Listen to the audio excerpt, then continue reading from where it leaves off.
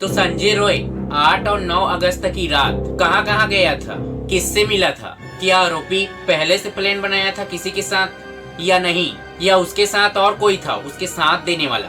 जब आरजी कर हॉस्पिटल के अंदर एंट्री किया संजय रॉय, तो उसे क्यों किसी ने नहीं देखा। तो चलिए मैं आपको बताने वाला हूँ 8 और 9 अगस्त की रात संजय रॉय कहाँ कहाँ गया था इस घटना को करने से पहले। तो और वीडियो आपको अच्छा लगे तो वीडियो को लाइक करना, चैनल को सब्सक्राइब करना। अगर आप इंस्टाग्राम पर फॉलो करना चाहते हैं इंस्टाग्राम कर सकते हैं, फेसबुक पर भी कर सकते हैं। कोलकाता में 8 और 9 अगस्त की रात संजय रॉय सीबीआई के हाथों में आने के बाद अपने बयान में क्या बताया।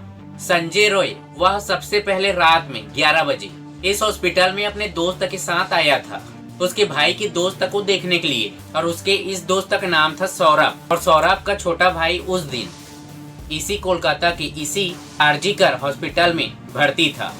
और उस रात संजय रॉय का कहना था रात को 11 बजे संजय रॉय अपने दोस्त के साथ इस हॉस्पिटल से निकला था और इस हॉस्पिटल से 1 किलोमीटर दूर शराब पीने के लिए गया था, और ये दोनों वहीं बैठकर शराब पी रहे थे। उसके बाद वहां से 12:30 में ये दोनों बहुत ही ज्यादा नशे की हालत में थे।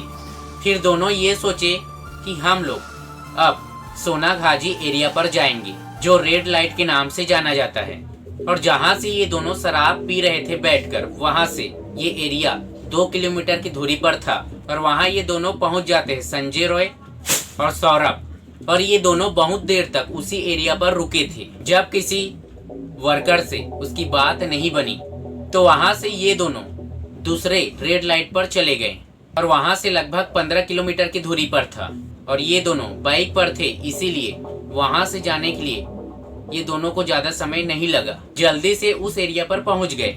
और उसी समय संजय रॉय जाते समय एक लड़की से छेड़छाड़ किया था और उस लड़की को अपशब्द बोला था, और ये जो घटना था ये सीसीटीवी कैमरे में रिकॉर्ड हो गया। तो सीबीआई के पास ये फुटेज है। तो उसके बाद ये दोनों फिर से एक जगह रुककर फिर से दोनों शराब पी, और उसके बाद संजय रॉय के दोस्त एक वर्कर के साथ चला गया, जबकि संजय रॉय वहीं बैठा था उसका इंतजार करते हुए। और इसी दौरान संजय रॉय अपने गर्लफ्रेंड से फोन पर गंदा फोटो भेजने के लिए बोला, और कुछ देर के बाद संजय रॉय और उसके दोस्त वापस कोलकाता के आरजी कर मेडिकल कॉलेज में फिर से आ गए, क्योंकि सौरभ का भाई उसी हॉस्पिटल में भर्ती था और सौरभ को अपने छोटे भाई से पैसे लेना था। संजय का दोस्त सौरभ ये अपने जानकार से ऑनलाइन राइड बुक किया और ये वहां से अपना घर चला गया, जबकि संजय रॉय ये अपना घर नहीं गया था, ये हॉस्पिटल के बाहर ही रुका था। और इसी समय एक बड़ा टर्निंग पॉइंट आया।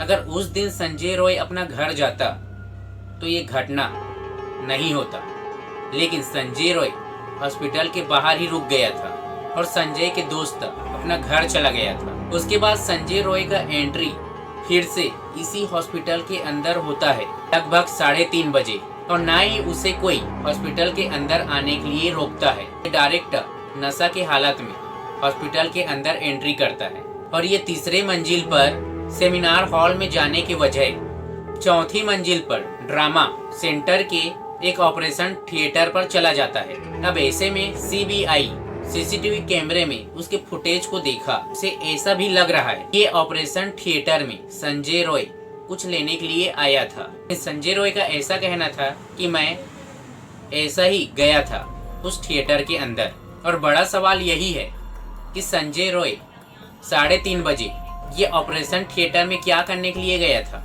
लेकिन संजय रॉय, क्योंकि संजय रॉय नशे की हालत में वहां तक पहुंचा था ऑपरेशन थिएटर के अंदर, इसके बारे में अभी भी तहकीकात चल रही है कि ये क्या करने वहां गया था। अब संजय रॉय ऑपरेशन थिएटर से निकलकर लगभग 4 बजे, मतलब आधा घंटा उस ऑपरेशन थिएटर के अंदर था। आखिर था तो उस थिएटर के अंदर, ऑपरेशन थिएटर के अंदर ये क्या कर रहा था।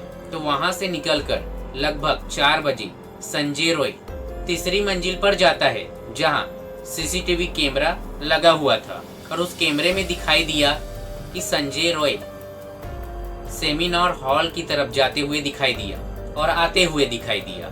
सीबीआई का कहना है कि संजय रॉय का जो तस्वीर, जो वीडियो सीसीटीवी कैमरा में आया है, उसके बॉडी लैंग्वेज कुछ इस तरीके से है जैसे कि चोर जब चोरी करने के लिए जाता है वैसा ही ये बहुत ज्यादा डरा हुआ है और धीरे धीरे अपने कदम को बढ़ा रहा है। ऐसा लग रहा है कि ये बहुत बड़ा कुछ कांड किया है और ये बहुत ज्यादा डरा हुआ है। जब पहले सीसीटीवी कैमरा में देखा गया सीबीआई का टीम तो ऐसा लग रहा था कि ये सेमिनार हॉल की तरफ जाते हुए दिखाई दे रहा है, कोशिश कर रहा है उस हॉल के अंदर जाने के लिए, क्योंकि जाने से पहले ये आसपास देखा कोई है क्या, लेकिन वहाँ कोई भी नहीं था। लेकिन उसे एक बात याद था कि सेमिनार हॉल के अंदर एक लेडी डॉक्टर आराम कर रही है और ये संजय रॉय उसी हॉल के अंदर चला जाता है और ये उसी हॉल के अंदर जाने के बाद उस महिला डॉक्टर के साथ सबसे पहले उसके मुंह और गले को दबाकर हमला करता है, फिर उसे बेहोश करता है और उसके साथ आप आगे समझ सकते हो गला दबाकर मार देता है और कई बार उसके शरीर को काटा गया था। और जल्दबाजी के चक्कर में उसी दौरान संजय रॉय अपने हेडफोन के केबल को वहीं छोड़कर निकल जाता है और इसी हेडफोन केबल के कारण संजय रॉय को कोलकाता के पुलिस अच्छे से पहचान लेता है।